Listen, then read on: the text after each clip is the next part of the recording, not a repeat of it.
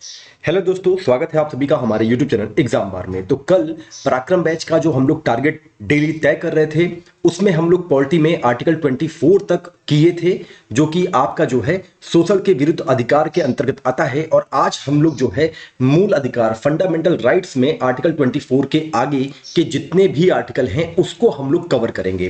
तो कल एक छोटा सा रिवीजन कर लेते हैं। 6 प्रकार के हमको जो है मौलिक अधिकार मूल अधिकार प्राप्त हैं, फंडामेंटल राइट्स प्राप्त है, जिसमें आपका आता है समता का अधिकार। ये आर्टिकल 14 से 18 के बीच में है। फिर आता है आपका स्वतंत्रता का अधिकार, ये आपका 19 से 22 के बीच में है। शोषण के विरुद्ध अधिकार आता है, ये आपका आर्टिकल 23 और 24 है। उसके बाद आता है धार्मिक स्वतंत्रता का अधिकार, ये आर्टिकल 25 से 28 के बीच में है। फिर आता है आपका संस्कृति एवं शिक्षा संबंधी अधिकार, जो कि आर्टिकल 29 से आपका 30 तक है। उसके बाद आता है आपका संवैधानिक उपचार का अधिकार, ये आपका आर्टिकल 32 में है। तो ये 6 प्रकार के आपके फंडामेंटल राइट्स होते हैं। तो अब हम लोग जो है आर्टिकल 24 तक कर लिए थे, उसके आगे बढ़ना है। फिर से मैं आप लोग को याद दिला दूं कि पराक्रम बैच हमारा चल रहा है, जिसके अनुसार हम लोग 22 जून तक प्रारंभिक परीक्षा के लिए बहुत ही कॉन्साइज हस्तलिखित नोट्स के जो है माध्यम से हमारे पाठ्यक्रम में जितने भी जो जीएस का है, आरओ और पीसीएस 2024 के लिए जितने भी हमारे पाठ्यक्रम में टॉपिक हैं, उसको जो है बेस बनाते हुए, जो कि एग्जाम के पॉइंट ऑफ व्यू से बहुत इंपॉर्टेंट है, जहां से लगातार प्रश्न आता रहता है, और साथ ही पीवाईक्यूज इसको शामिल करते हुए एक नोट तैयार कर रहे हैं, और वो 22 जून तक कंप्लीट हो जाएगा। उसके बाद हम लगातार रिवीजन करते रहेंगे। देखिए, बहुत ही ज्यादा प्रतियोगिता है। मैं देख रहा हूं अभी जैसे कि बहुत ग्रुपों में पीडीएफ जो है गेम चल रहा है। अनेकों जो है आप टेलीग्राम पे चले जाएंगे, वहां पे आपको ढेर सारे पीडीएफ जो है मिल जाएंगे। सभी कोचिंग के पीडीएफ मिल जाएंगे पेपर सॉल्व करने के लिए। लेकिन बात ये आती है कि आप कितने लगन से उसको सॉल्व कर रहे हो। यहाँ पे जो टॉप करेगा, जो फर्स्ट आएगा, उसको भी उतना ही समय मिल रहा है, उतने ही मौके मिल रहे हैं। आरओ में उसको भी दोबारा भी मौका मिला है जितना कि आपको मिला है। अब आप अपना समय कैसे यूटिलाइज करते हैं, ये आपके ऊपर डिपेंड करता है। तो चलिए शुरुआत करते हैं धार्मिक स्वतंत्रता का अधिकार आर्टिकल 25 से 28 के बीच का। तो आर्टिकल 25 क्या कहता है? धार्मिक स्वतंत्रता के बारे में बताता है। किसी धर्म को मानने या न मानने का अधिकार आपको प्राप्त है। आर्टिकल 25 के अनुसार धर्म का प्रचार प्रसार करने का अधिकार प्राप्त है। सभी हिंदू धार्मिक संस्था सभी हिंदू वर्गों के लिए खोल दिया जाएगा। यहां हिंदू के अंतर्गत जो है सिख, बौद्ध, जैन सभी जो है इसके अंतर्गत आएंगे। धार्मिक आचरण करने का अधिकार इसमें शामिल है। सिखों को कृपाल धारण करने का अधिकार जो है ये आर्टिकल 25 के अंतर्गत ही आता है। इसको आप लोग ध्यान रखिएगा। यहां पे जो है मैं एक चीज बताना चाहता हूं कि आर्टिकल 25(1) ये जो है राज्य को 3 आधार पर रिस्ट्रिक्शन लगाने का अधिकार देती है। वो कौन कौन से हैं? एक तो है आपका लोक व्यवस्था, दूसरा है आपका सदाचार। लोक व्यवस्था मतलब कि जैसे ये जो गौ हत्या होती है उस पर भी राज्य जो है रोक लगा सकती है। और तीसरा होता है आपका स्वास्थ्य के आधार पर रूल्स जो है ये मतलब कि इस पे जो है इस आर्टिकल 25 पे रोक लगाया जा सकता है। वहीं आपका आर्टिकल 25(2) क्या कहता है कि धार्मिक स्वतंत्रता के बावजूद भी कुछ कानून जो है संसद बना सकती है। इसको आप लोग ध्यान रखिएगा। नेक्स्ट जिस आर्टिकल के बारे में हम बात करने वाले हैं वो है आर्टिकल 26। ये जो है धार्मिक कार्यों की प्रबंध की स्वतंत्रता प्रदान करता है। चल या अचल संपत्ति का अर्जन कर सकते हैं, उस पर प्रशासन भी कर सकते हैं, एडमिनिस्ट्रेशन भी हम चला सकते हैं। अनुच्छेद 25 व 26 के तहत जो भी धार्मिक स्वतंत्रता प्राप्त है वह सार्वजनिक स्वास्थ्य, कानून व्यवस्था और नैतिकता के अधीन रहते हुए प्राप्त है। ये आप लोग ध्यान रखेंगे। नेक्स्ट जो हम बात करने वाले हैं वो आर्टिकल 27 के बारे में बात करने वाले हैं।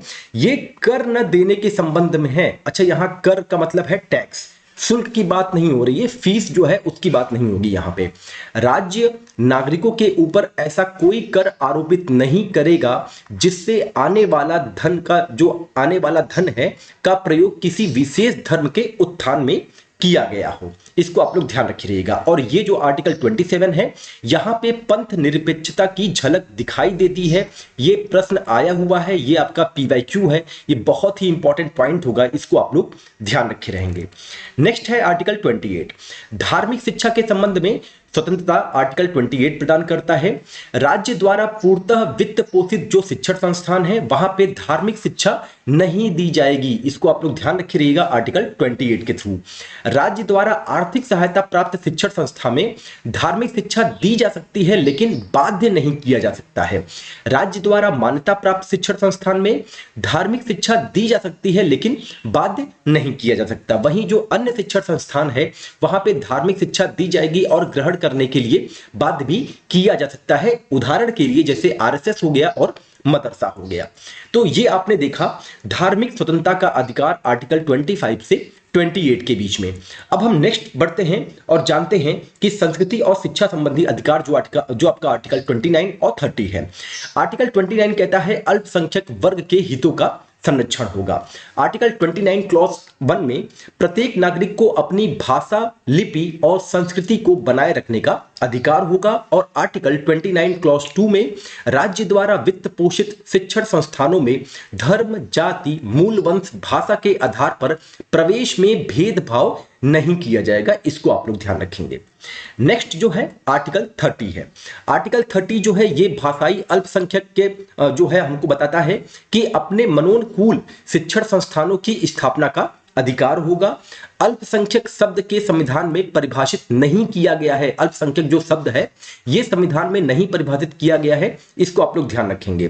धार्मिक अल्पसंख्यक उस पर प्रशासन करने का यानी कि एडमिनिस्ट्रेशन चलाने का भी अधिकार होगा, जो आर्टिकल 30 के थ्रू जो है जो संस्था की स्थापना की जाएगी। आर्टिकल 30 शिक्षण संस्थानों की स्थापना और प्रशासन करने का अल्पसंख्यक वर्गों का अधिकार प्रदत्त है, ये आप ध्यान रखेंगे। फिर आता है बात आर्टिकल 31 का, जिसको हटा दिया गया है, इसको आप लोग ध्यान रखेंगे। 44वें संविधान संशोधन 1978 के द्वारा इसको निरसित कर दिया गया था, समाप्त कर दिया गया था। संपत्ति का अधिकार समाप्त हो गया था आर्टिकल 19 क्लॉज 1F के तहत, जो कि अब कानूनी अधिकार बन गया है और अब आर्टिकल 300 क के अंतर्गत ये आता है। अब हम बात करते हैं संवैधानिक उपचार का अधिकार, जो कि आर्टिकल 32 है। ये बहुत इंपॉर्टेंट है। इसको लेकर भीमराव अंबेडकर जी ने एक स्टेटमेंट दिया था कि आर्टिकल 32 जो है ये संविधान की आत्मा है, इसको आप लोग ध्यान रखेंगे। कई बार ये एग्जाम में आया हुआ है। 5 प्रकार के रिट होते हैं, ये कौन कौन से होते हैं? बंदी प्रत्यक्षीकरण, हिबस कार्पस, परमादेश, मैंडमस, अधिकार परीक्षा, क्यू वारंटो, प्रतिषेध, प्रोहिबिशन और उत्प्रेषण। ये 5 प्रकार के रिट होते हैं। अब इनके बारे में जान लेते हैं, यहां से भी एग्जाम में प्रश्न बनते हैं। बंदी प्रत्यक्षीकरण, इसका अर्थ होता है सशरीर उपस्थित होना, इसको आप लोग ध्यान रखेंगे। निजी व लोक अधिकारी दोनों के विरुद्ध यह जारी किया जा सकता है। अनुच्छेद 21 जीवन के अधिकार की सुरक्षा के लिए है। 24 घंटे के भीतर न्यायालय में प्रस्तुत किया जाना बंदी प्रत्यक्षीकरण के तहत अनिवार्य है, इसको आप लोग ध्यान रखेंगे। नेक्स्ट है परमादेश। परमादेश देखिए मतलब कि अगर आप इसका संधि विच्छेद करेंगे तो उसी में इसका अर्थ जो है समाहित है। इसका अर्थ होता है हम आदेश देते हैं। ये केवल लोक अधिकारी के जो है विरुद्ध जारी किया जाता है, लेकिन यहाँ पे अपवाद है, राष्ट्रपति और राज्यपाल के विरुद्ध जारी नहीं किया जा सकता। निजी व्यक्ति के विरुद्ध भी ये जारी नहीं किया जाता, इसको आप लोग ध्यान रखेंगे। यानी कि जो कोई प्राइवेट संस्था में कोई अगर किसी निजी पद पे है तो उसके विरुद्ध भी ये जारी नहीं किया जाएगा। जब कोई लोक अधिकारी वह कार्य नहीं कर रहा हो जिसके लिए उसे नियुक्त किया गया हो, तो जो है आपका जो है परमादेश जारी किया जाता है। अब नेक्स्ट जो हम बात करने वाले हैं वो बात करने वाले हैं अधिकार परीक्षा क्यू वारंटो के बारे में, जिसका अर्थ है आपका क्या प्राधिकार है, आपका क्या अधिकार है। तो ये जो है किसी व्यक्ति के द्वारा सार्वजनिक पद को गलत तरीके से धारण करता है तो इसकी पुष्टि हेतु अधिकार परीक्षा जारी किया जाता है। अवैध तरीके से पाए जाने पर पद से हटा भी दिया जाता है, इसको आप लोग ध्यान रखे रहिएगा। नेक्स्ट हम बात करेंगे प्रतिषेध के बारे में। ये प्रारंभ में ही जारी किया जाता है, किसके द्वारा? उच्च जो आपके न्यायिक संस्था होते हैं उनके द्वारा अधीनस्थ न्यायालय या तो जो उनके छोटे जो न्यायालय होते हैं, अर्ध न्यायिक न्यायालय होते हैं, उसके लिए प्रतिषेध जो है जारी किया जाता है। क्षेत्राधिकार का उल्लंघन जो है बीच में रोकना ही ये प्रतिषेध का अधिकार है, मूल अधिकार है, इसको आप लोग ध्यान रखेंगे। उत्प्रेषण जो है ये कार्यवाही के अंत में जारी किया जाता है, न्यायिक और अर्धन्यायिक संस्था के विरुद्ध जारी किया जाता है। क्षेत्राधिकार का उल्लंघन कार्यवाही पूरी होने के बाद निर्णय समाप्त करने के लिए उत्प्रेषण जारी किया जाता है। कई बार एग्जाम में आए हैं ये पांचों रिट, इसको आप लोग ध्यान रखेंगे।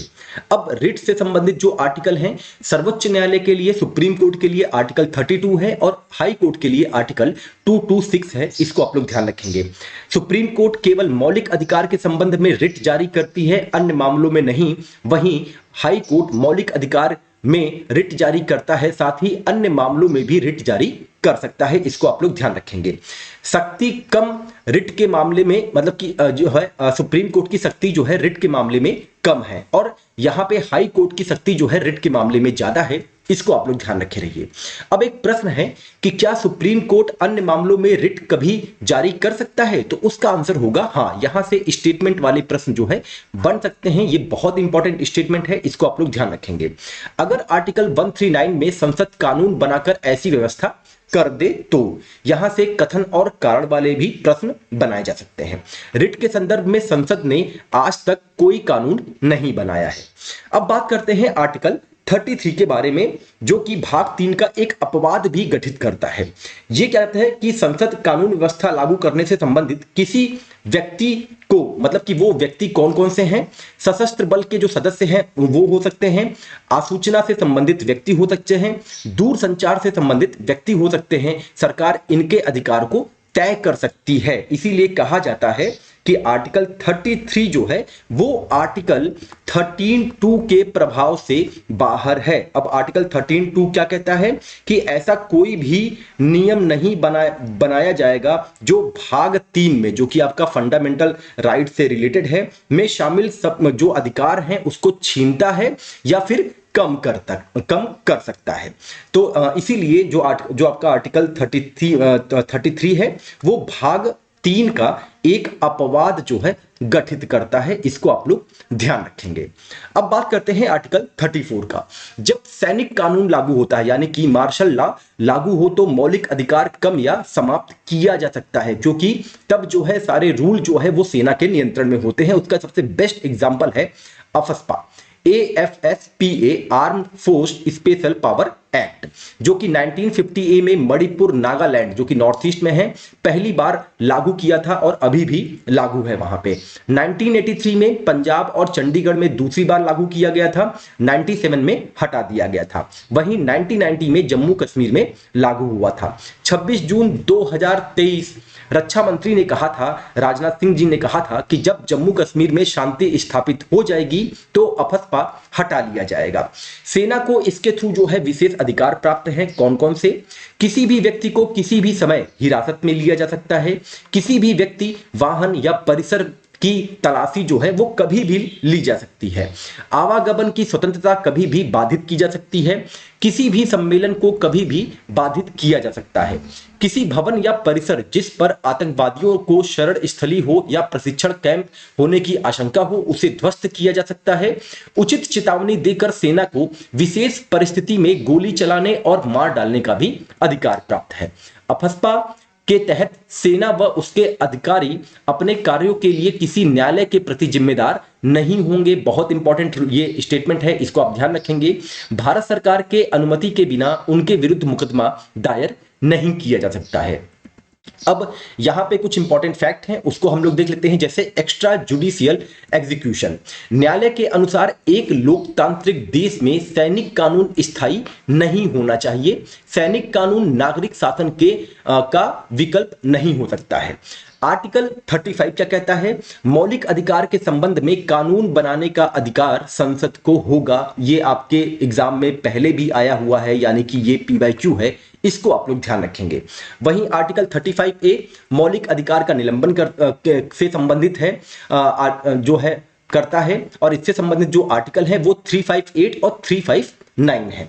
आर्टिकल 358 क्या कहता है कि यदि युद्ध या बाह्य आक्रमण के कारण राष्ट्रीय आपात की घोषणा होती है तो आर्टिकल 19 स्वतः निलंबित हो जाती है, इसके लिए राष्ट्रपति की अनुमति नहीं आवश्यक है। वहीं आर्टिकल 359 क्या कहता है कि यदि युद्ध या बाहरी आक्रमण या सशस्त्र विद्रोह के कारण राष्ट्रीय आपात की घोषणा होती है तो राष्ट्रपति आदेश जारी करके सभी या किन्हीं मौलिक अधिकारों का निलंबन कर सकता है। इसमें जो है इसी के आधार पर 44वां संविधान संशोधन के अनुसार आर्टिकल 20-21 निलंबित नहीं हो सकते हैं। ये अमेंडमेंट किया गया था, इसको आप लोग ध्यान रखे रहिएगा। तो ये आज के क्लास से हमारा जो है फंडामेंटल राइट्स जो है पूरी तरीके से हमने इसका रिवीजन कर लिया है। अब हम बता देते हैं कि पॉलिटी में हमने किन किन चीजों का रिवीजन किया है।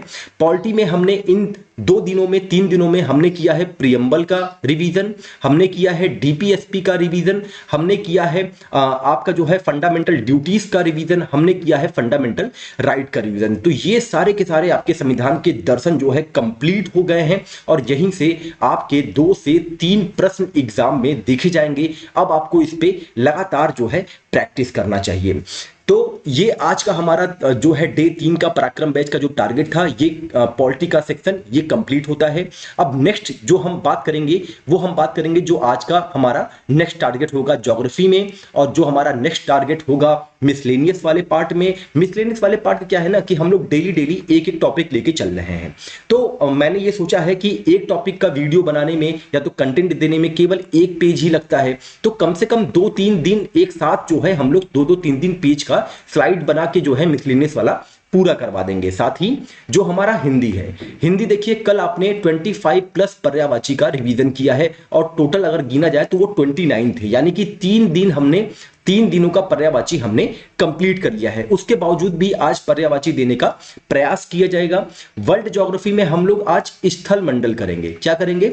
स्थल मंडल करेंगे, इसका हम लोग रिवीजन करेंगे। और अगर आपको ये हस्तलिखित नोट्स पूरे जो 200 टॉपिक होंगे हमारे, आपको 22 जून तक कंप्लीट करना है, तो आप हमारे पराक्रम बैच से जुड़िए, और जिसके लिए आपको डिस्क्रिप्शन बॉक्स में एक नंबर प्रोवाइड किया जाएगा। आप उस नंबर पे कॉल या मैसेज करके सिर्फ 999 रुपए में आप इस सारे नोट्स को प्राप्त कर सकते हैं और अपनी तैयारी को धार दे सकते हैं। देखिए समय बीतने में बहुत ज्यादा टाइम नहीं लगेगा। अभी होली आ जाएगी, होली में आपका पूरा 1 वीक या 10 दिन भी जा सकता है। कुछ बच्चे हैं जो अपने घर जाएंगे, फिर वहां से आएंगे तो मन नहीं लगेगा पढ़ने में, 3-4 दिन उसी में चला जाता है।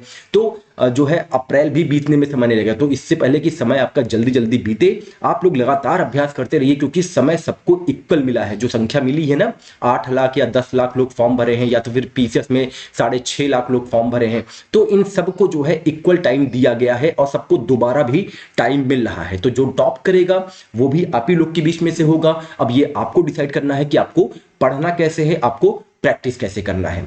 चलिए मिलते हैं अपने अगले टारगेट के साथ, तब तक के लिए अपना ध्यान रखें। नमस्कार, जय हिंद, जय भारत।